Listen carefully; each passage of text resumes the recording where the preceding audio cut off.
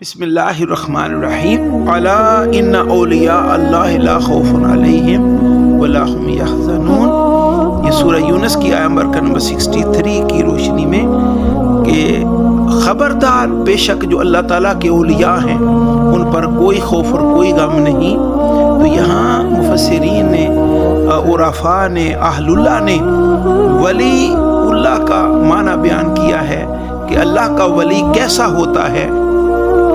تو اس حوالے سے مفسرین بیان فرماتے ہیں ولی ولا سے ہے، جس کا معنی ہے قرب اور نصرت۔ ولی اللہ وہ ہے جو فرائض کی ادائیگی سے اللہ عز و جل کا قرب حاصل کرے اور اللہ تعالیٰ کی اطاعت میں مشغول رہے، اور اس کا دل اللہ تعالیٰ کے نور جلال کی معرفت میں مستغرق ہو۔ جب دیکھے تو قدرت الہی کے دلائل کو دیکھے، اور جب سنے اللہ عز و جل کی آیتیں ہی سنے۔